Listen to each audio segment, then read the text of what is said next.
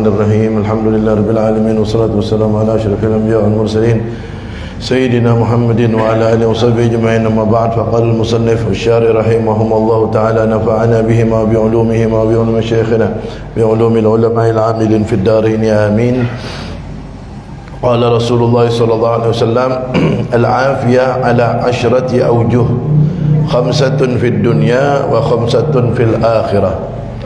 Rasulullah sallallahu alaihi wasallam, al-afiyah itu ada 10 macam, 5 ada di dunia dan 5 ada di akhirat. Kita sering berdoa minta sehat wal afiyat. Sehat kita tahu kan bersama artinya sehat. Afiat itu apa artinya? Apa artinya afiat?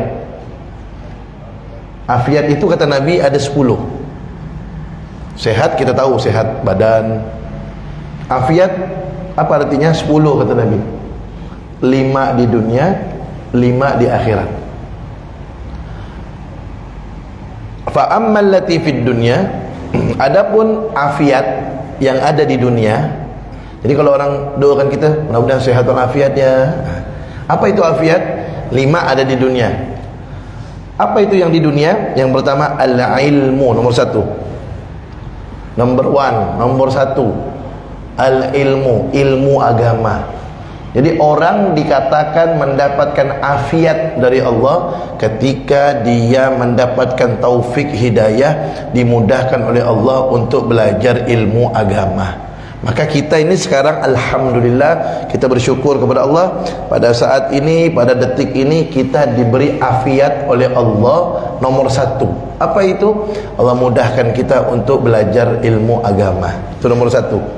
Paling top, paling terbaik afiat itu nomor 1, ilmu agama. Nomor 1. Karena orang kalau tanpa ilmu, dia melakukan sesuatu tidak akan diterima oleh Allah Subhanahu wa taala. Wa kullu man bighairi ilmin ya'malu a'maluhu mardudatun la tuqbalu. Dalam kitab Zubat disebutkan tuh, setiap orang yang beramal soleh tanpa dilandasi dengan ilmu agama, amalnya tidak diterima tapi ditolak oleh Allah Subhanahu wa taala. Ilmu, afiat yang pertama. Kunci kalau ingin kita diterima amal soleh kita. Kemudian yang kedua, wal ibadah. Afiat yang kedua di dunia adalah ibadah. Orang punya ilmu tidak ibadah berarti kurang afiat dia. Ilmu harus dibarengi dengan ibadah. Atau dia punya ibadah tapi tidak didasari dengan ilmu, tidak diterima. Punya ilmu tidak didampingi dengan ibadah, juga belum dapat afiat dia. Harus juga didampingi dengan ibadah.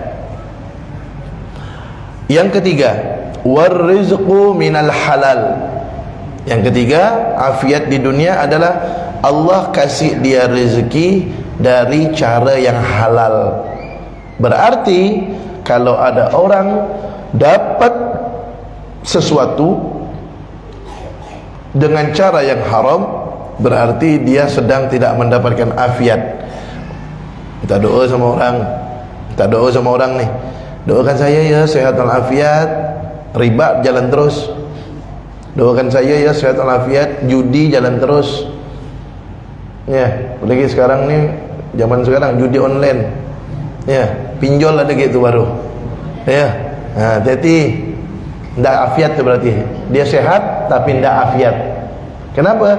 Rezeki yang dia dapatkan bukan dari cara yang halal. Na'udzubillah min dzalik. Dan salah satu sebab orang itu amalnya tidak diterima oleh Allah kalau di dalam badannya ada makanan minuman yang masuk dari yang haram. Baik itu bentuknya haram, zatnya haram, seperti maaf ya, BABI, minuman keras, itu kan memang zatnya haram. Atau benda itu halal seperti ayam, daging dan lain-lain, tapi didapat dari cara yang haram, mencuri, menipu, korupsi, kemudian berjudi atau riba. Nah, itu bendanya halal tapi didapat dengan cara yang haram. Itu juga kalau masuk ke perut, itu orang ibadahnya tidak bakal diterima oleh Allah SWT. Tidak bakal diterima. Sampai kapan? sampai dia bertaubat kepada Allah, dan sampai kalau itu urusan sama manusia, sampai dia minta ikhlas, minta maaf, minta ridha sama orang yang dia ambil barangnya itu. Kalau tidak, selama itu tidak diterima ibadahnya oleh Allah Subhanahu wa taala. Jadi orang kalau dia makan haram, minum haram, sampai hancur pun badan dia ibadah, tidak akan diterima sama Allah Subhanahu wa taala. Sia-sia ibadahnya, tidak ada nilai di sisi Allah Subhanahu wa taala. Kemudian yang keempat, afiat ketika di dunia adalah was-sabru 'ala syiddah, yaitu sabar ketika dalam keadaan susah. Ketika dalam keadaan susah dia sabar, berarti dia diberi afiat oleh Allah Subhanahu wa taala. Kalau tidak sabar, susah di dunia, susah di akhirat. Kalau dia sabar, susah di dunia, derajatnya tinggi di sisi Allah Subhanahu wa taala, naik derajatnya. Ya. Ada beberapa perkara yang pahalanya tidak diketahui kecuali Allah yang tahu. Kalau kita sholat berjamaah kan tahu kan berapa pahalanya, 27 ya. Tapi ada beberapa hal yang pahalanya tidak diketahui kecuali Allah yang tahu pahalanya. Saking besarnya itu pahala. Apa itu? Salah satunya sabar. Allah berfirman dalam Al-Quran, innama yuwaffas sabiruna ajrahum bighairi hisab, dalam Al-Quran, yang artinya sesungguhnya orang-orang yang sabar akan dibalas oleh Allah pahalanya tanpa hitung-hitungan, kata Allah. Saking banyaknya pahalanya itu, makanya tidak ada yang tahu berapa pahalanya sabar kecuali Allah SWT. Saking banyaknya pahalanya. Apalagi amal soleh yang pahalanya tidak ada yang tahu kecuali Allah, saking banyaknya. Pertama sabar, yang kedua puasa. Itu ada hadis qudsinya. Allah berfirman, kata Allah SWT dalam Al-Quran, dalam hadis qudsi Allah berfirman, kullu amal ibni adam lahu illa shaum fa innahu li wa ana ajzi bih, kata Allah. Setiap amal manusia itu untuk dia, kata Allah, kecuali puasa. Puasa itu untuk saya, kata Allah, dan saya yang akan membalasnya. Allah tidak sebutkan berapa balasannya, saking banyaknya tuh. Kedua puasa. Yang ketiga, yang tidak diketahui pahalanya adalah memberi maaf orang, memberi maaf kepada orang yang menyakiti kita. Nah, itu juga pahalanya tidak ada yang tahu kecuali Allah Subhanahu wa taala. Itu dalam Al-Quran tuh dalilnya. Faman afa wa aslaha fa ajruhu 'ala Allah. Maka barang siapa yang memberi maaf, kata Allah, dan dia memperbaiki diri, maka balasan untuk dia ada pada Allah. Berapa? Dan ketahuan. Tuh 3. Sabar, puasa, memberi maaf. Saking besarnya pahalanya, tidak ada yang tahu kecuali Allah Subhanahu wa taala. Jadi yang keempat, orang mendapatkan afiat di dunia, yang keempat adalah sabar ketika dalam keadaan susah. Dan ingat, sabar itu ketika pertama kali kena ujian. Kalau udah selang beberapa waktu baru sabar, tidak dapat tuh, tidak dapat dia keutamaan itu, tidak. Ketika dia kena langsung sabar. Ada hadis itu, Nabi Muhammad SAW sabda, innamas sabru indas sadmatil ula. Sesungguhnya yang namanya sabar itu ketika pertama kena langsung sabar. Nah, itulah orang yang mendapatkan pahala tanpa hitung-hitungan. Dalam ayat yang lain Allah berfirman, innallaha ma'as sabirin. Sesungguhnya Allah selalu bersama dengan orang-orang yang sabar. Artinya Allah selalu memberi pertolongan kepada orang-orang yang sabar. Contoh yang lumrah terjadi ya, yang semua kita pasti mengalami itu, pasti ada di antara keluarga kita meninggal dunia. Itu kan pasti ada. Ketika kita dapat kabar meninggal dunia, apalagi orang-orang dekat kita meninggal, langsung katakan inna lillahi wa inna ilaihi raji'un. Nangis wajar, nangis itu wajar. Sayyidina Abu Bakar Siddiq ketika Nabi Muhammad SAW menangis, mulai meninggal, nangis, itu wajar manusia. Tapi jangan sampai merintih yang tidak boleh. Apalagi sampai ngoyak-ngoyakkan baju, ya, apalagi sampai ngomong nanti setelah ini siapa yang ngasih saya makan, nanti setelah ini siapa yang ngurus anak-anak. Itu tidak boleh ngomong gitu, itu bahaya. Nangis wajar, tapi jangan sampai membuat iman kita bisa goyang. Karena walaupun tidak ada dia, Allah tetap ada. Dia hanya sebab yang menghidupkan kita adalah Allah Subhanahu wa taala. Nah, kemudian yang kelima, belum tuh. Yang keempat tadi masih sabar ketika dalam keadaan susah.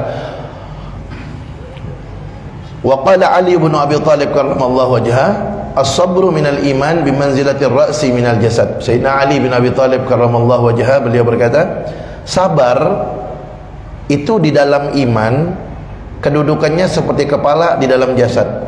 Iman itu macam-macam ya, iman itu macam-macam. Bersih sebagian dari iman, kan? Sabar sebagian dari iman. Ya, senyum juga termasuk iman. Salam termasuk iman. Iman itu macam-macam bagiannya. Tapi iman yang paling tinggi kedudukannya seperti kepala di jasad itu adalah sabar. Di sabar itu di dalam iman seperti kedudukan kepala di dalam jasad. Artinya posisinya yang paling penting. Tak mungkin orang hidup tanpa kepala. Orang bisa hidup tanpa tangan, tanpa kaki, tapi orang tidak bisa hidup tanpa kepala. Begitu juga keimanan. Orang kalau keimanannya tidak ada kesabaran, hancur imannya. Di sabar itu seperti kedudukan kepala di dalam jasad. Nah, itu empat perkara. Ya, kemudian yang kelima, afiat di dalam dunia, kata Nabi, adalah wasyukru 'alan ni'mah, mensyukuri nikmat Allah Subhanahu wa taala. Nomor 5, mensyukuri nikmat Allah Subhanahu wa taala. Apa itu syukur? Syukur itu adalah mengucapkan, yang pertama, syukur itu mengucapkan alhamdulillah. Yang kedua, menggunakan nikmat yang Allah titipkan untuk menjadi sebab dekat kepada Allah. Itu syukur. Kalau ditanya orang, apa sih syukur? Syukur itu, satu, mengucapkan alhamdulillah. Yang kedua, menggunakan nikmat yang Allah titipkan untuk menjadi sebab kita tambah dekat kepada Allah. Allah kasih kita nikmat. Macam mana mensyukurinya? Baca Al-Quran. Macam mana mensyukurinya? Melihat muka orang tua dengan pandangan kasih sayang, melihat tempat-tempat yang baik, melihat Ka'bah, melihat makam Nabi Muhammad, ya, melihat kitab, melihat orang dengan pandangan kasih sayang, apalagi orang tuanya. Telinga Allah titipkan untuk apa? Mendengarkan kajian ilmu, mendengarkan antunan ayat Al-Quran, mendengarkan salawat.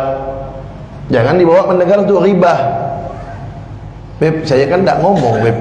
Sama kata Imam Ghazali, orang yang mendengar riba sama yang ngomong sama-sama dosanya, tak ada kurang. Misalnya yang ngomong riba 10 dosanya, yang dengar pun 10 kan? Kan saya kan tak ngomong, Beb. Kalau ente tak dengar, dia tak ngomong. Kenapa dia ngomong? Karena ada ente yang dengar. Cuma ente tak ada di situ. Lari, pergi. Atau tutup telinga. Tutup telinga kan tak mungkin pula. Maka lari. Telinga, mensyukuri nikmat telinga, gunakan untuk mendengar yang baik-baik. Kaki gunakan untuk melangkahkan kaki ke masjid, membawa kaki ini jadikan sebab badan kita sampai ke masjid, sampai solat berjamaah, sampai ke majlis taklim, sampai ke tempat-tempat yang baik. Tangan kita gunakan untuk nolong orang, untuk buka Al-Quran, untuk baca tasbih, baca selawat, ya. Jangan gini terus. Tangan kita nih jangan gini terus. Kalau gini kan hitung duit nih. Sekali-sekali tariklah ke dalam. Tasbih, ya. Tasbih juga, baca selawat, zikir, ya. Gunakan. Ini semua nikmat yang Allah berikan, baik yang ada di dalam jasad kita ataupun yang di luar jasad kita daripada titipan Allah. Itu semuanya, kata Allah dalam Al-Quran, la tus'alunna yawma idzin anin na'im. Kan gitu kan? Dalam surah At-Takatsur, Al-Hakumut Takatsur. La tus'alunna. Itu kalau dalam ilmu bahasa Arab. Itu kalimat penguatnya 2 kali. Kalimat penguat. Latus alunna itu ada lam, namanya kalau bahasa Arabnya itu lam taukid namanya. Kemudian latus alunna ada nun lagi di situ. Itu kalau bahasa Arab artinya sungguh, sungguh kamu akan ditanyakan terhadap nikmat yang Allah titipkan kepada kamu. Pasti artinya, sungguh pasti kamu akan ditanyakan terhadap nikmat yang Allah titipkan kepada kamu. Nah, terus Allah yang titipkan nikmat kepada kita, gimana caranya? Tadi itu, ucapkan alhamdulillah dan gunakan untuk hal-hal yang menjadi sebab kita tambah dekat kepada Allah SWT. Allah kasih nikmat motor, gimana cara mensyukurinya? Bawa ke masjid, bawa ke majelis taklim, bawa ke tempat-tempat yang baik. Allah kasih nikmat pakaian, akan ditanya tuh pakaian tuh dapatnya dari mana, digunakan untuk apa itu pakaian. Nah, nanti pakaian itu akan bersaksi, ya Allah dulu saya dibawanya pergi ke masjid, ngapain? Sholat. Ada gak orang pergi ke masjid bongkar kotak amal kan? Masjid gak dia? Jannatul Naim dulu kan pernah. Ya, bawa kemana itu pakaiannya? Dibawa ke majelis taklim, bersaksi dia. Jadi siap-siap. Yang pakai kacamata, kacamatanya bersaksi. Digunakan untuk apa kacamatanya? Digunakan untuk baca Al-Quran, digunakan untuk melihat orang tua, digunakan untuk melihat hal-hal yang baik. Semuanya akan dipertanggungjawabkan di sisi Allah SWT dan akan menjadi saksi. Semuanya akan menjadi saksi. Tempat duduk gitu ini akan jadi saksi. Ya, makanya kalau sholat sunnah pindah-pindah ya. Ya, kalau sholat sunnah pindah-pindah. Yauma idzin tuhadditsu akhbaraha. Ya kan? Dalam Al-Quran tuh, yauma idzin tuhadditsu akhbaraha. Pada hari kiamat nanti bumi-bumi ini akan bersaksi apa yang kita lakukan di atas bumi. Hari ini kita duduk di sini, nanti dia ngomong nih, ya Allah dia duduk di sini ya Allah pada tanggal sekian, bulan sekian, jam sekian. Ngapain? Hadir majelis taklim. Dia duduk di sini ya Allah solat sunnah. Dia duduk di sana ya Allah solat wajib. Dia duduk di sana baca salawat. Semuanya akan menjadi saksi. Nah, makanya yang kelima kata Nabi, afiat yang Allah berikan nomor 5 kepada seorang hamba di dunia adalah dia mensyukuri nikmat Allah Subhanahu wa taala. Makanya dalam Al-Quran itu Allah berfirman gimana? Allah berfirman dalam Al-Quran,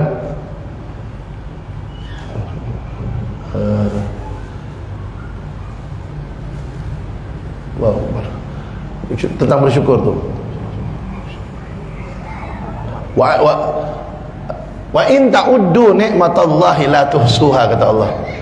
Wa in ta'uddu ni'matallahi la tuhsuha. Coba renungkan artinya. Dan jika kalian menghitung-hitung nikmat Allah, kalian tak mampu menghitungnya, kata Allah. Saya ulangi. Dan jika kalian menghitung-hitung nikmat Allah, kalian tak mampu menghitungnya. Kata para ulama, menghitung nikmat Allah saja tidak mampu, apalagi mensyukurinya. Kita nih, kalau ranting-ranting pohon itu dijadikan pulpen, air laut dijadikan tinta, untuk menghitung nikmat Allah tak mampu kita menghitungnya. Siapa yang bilang? Allah yang bilang. Kalau ingin menghitung nikmat Allah, kalian tak mampu menghitungnya. Kata ulama, menghitung nikmat Allah saja tidak mampu, menghitungnya tidak mampu. Bagaimana mau mensyukuri semuanya? Tak mungkin bisa mensyukuri semuanya. Nah, cuma kata Nabi, ada caranya biar kita digolongkan menjadi hamba yang bersyukur dan sabar. Kalau ingin kita termasuk orang yang digolongkan menjadi hamba yang bersyukur dan bersabar, dua caranya kata Nabi. Jadi kalau kita mau, Beb, macam mana saya mau mensyukuri nikmat Allah, Beb? Ngitungnya tak mampu, banyak, Beb. Macam mana cara mensyukuri semuanya? Kalau ingin mensyukuri semuanya, kata Nabi, dua caranya. Biar digolongkan menjadi hamba yang bersyukur dan sabar, dua caranya. Satu, urusan akhirat lihat orang yang di atas, urusan dunia lihat orang yang di bawah, kata Nabi. Urusan akhirat lihat orang yang di atas kita, lihat orang-orang dulu bagaimana ibadahnya. Sayyidina Ali Zainal Abidin sehari 1000 rakaat. Syekh Abdul Qadir Jailani dari Isya sampai subuh solat 40 tahun tak batal wudunya. Nah, kalau kita melihat seperti itu, tak sombong kita dengan ibadah kita. Kalau urusan dunia lihat yang di bawah, kata Nabi, biar selalu bersyukur. Nah, dengan dua perkara itu orang akan digolongkan menjadi hamba yang bersyukur dan sabar. Kemudian apa kata Nabi? Wa ammal lati fil akhirah. Adapun afiat yang Allah berikan di akhirat, yang pertama, fa innahu ya'tihi malakul mauti birrahma wal lutfi.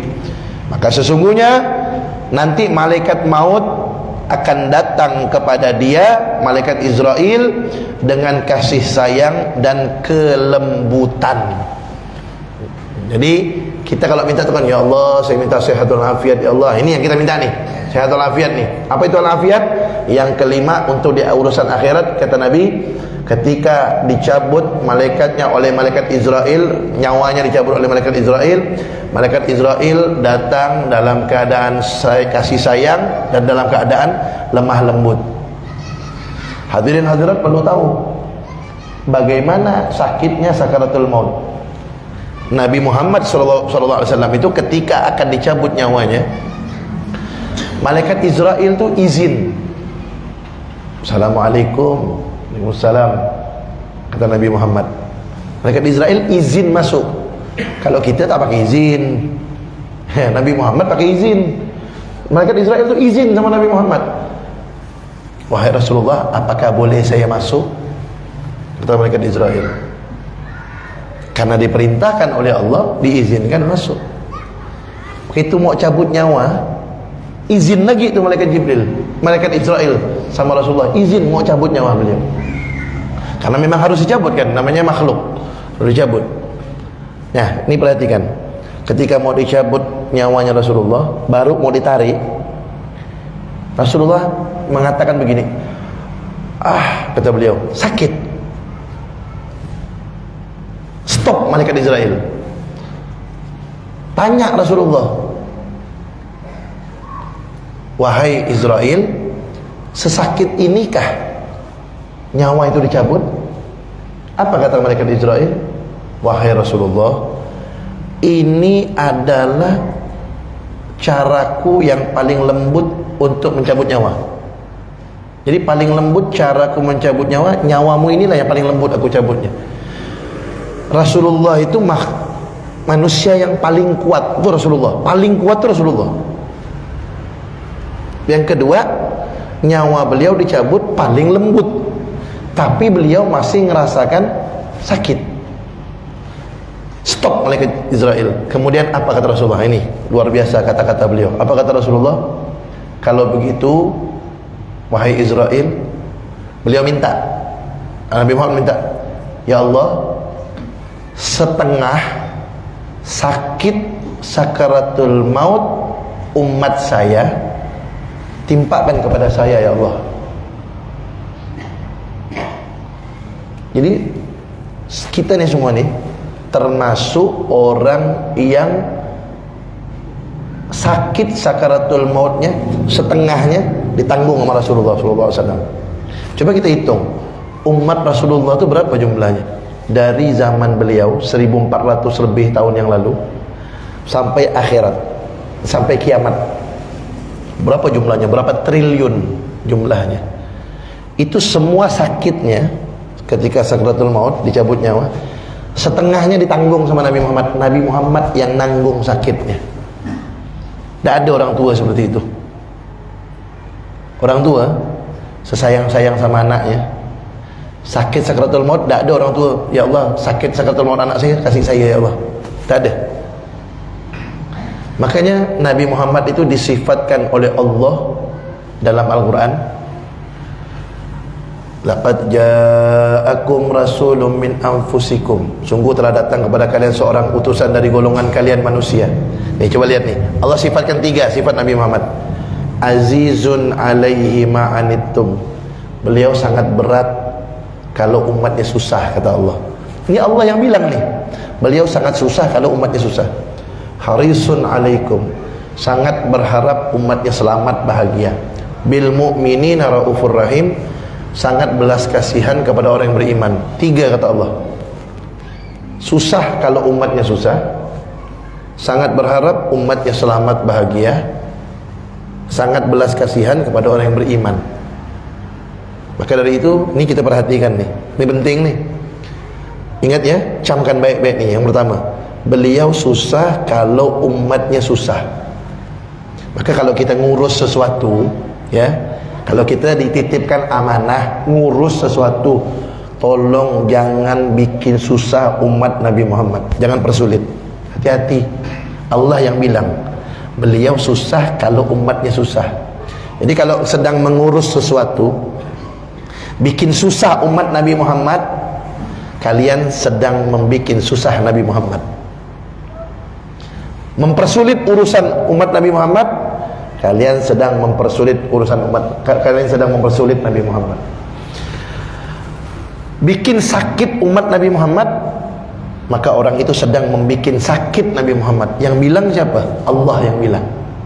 Makanya hati-hati, jangan coba-coba bikin sakit hati umat Nabi Muhammad, ngerampas tanahnya. Hati-hati, mempersulit, mentang-mentang dia punya jabatan tinggi, mentang-mentang dia punya kedudukan, ya.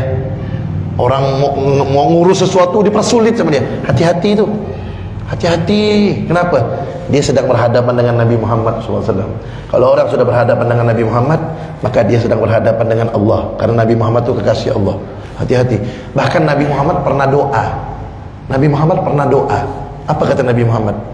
Allahumma man waliya min amri ummati syai'an farafaqa bihim farfuq bihi.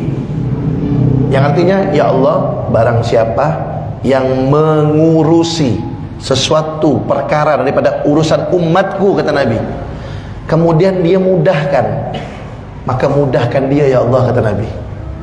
Jadi orang yang memudahkan urusan umat Nabi Muhammad, dia didoakan langsung sama Nabi Muhammad agar dia diberi kemudahan oleh Allah Subhanahu wa taala. Jadi kalau kita nih mau dapat doa dari Nabi Muhammad, bukan doa dari kiai, habib, alim, ulama lagi, ini bukan. Doanya langsung dari Nabi Muhammad. Gimana caranya? Nabi Muhammad udah doakan. Caranya kita mudahkan urusan umat Nabi Muhammad. Nabi Muhammad doakan, mudahkan urusan dia ya Allah, kata Nabi. Sebaliknya, apa kata Nabi? Allahumma man waliya min amri ummati syai'an fashaqqa alaihim fashquq alaihi, atau kama qala, ya Allah, barang siapa yang mengurusi suatu perkara umatku kemudian dia persulit, susahkan dia ya Allah, kata Nabi. Susahkan dia, kata Nabi. Hati-hati. Maka dari itu, yang pertama tadi, bahwasanya akan dapat afiat di akhirat adalah ketika malaikat maut datang. Malaikat maut akan datang dalam keadaan kasih sayang dan lemah lembut. Yang kedua, la yurawwi'uhu munkar wa nakir fil gabri.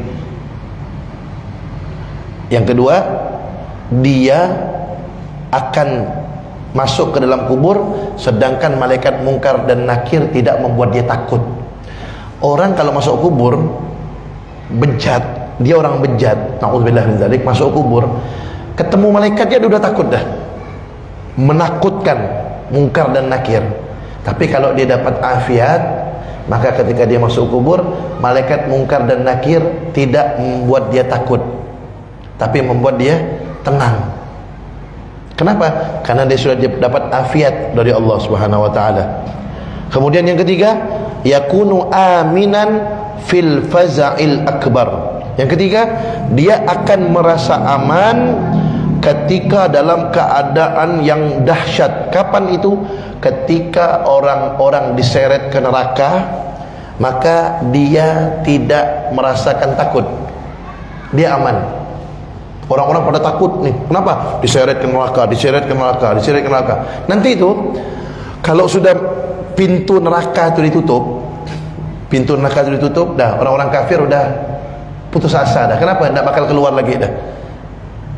Kemudian setelah pintu neraka itu ditutup, nanti antara pintu neraka dan pintu surga itu tengah-tengah, nanti ada kambing yang sembelih. Kambing itu adalah simbol kematian. Artinya ketika kambing itu disembelih, maka tidak ada lagi yang namanya kematian. Artinya di akhirat di neraka kekal dan abadi, tidak mati-mati. Di surga kekal dan abadi, tidak ada mati-mati. Kenapa? Yang namanya mati sudah dimusnahkan oleh Allah SWT dengan simbol kambing yang disembelih.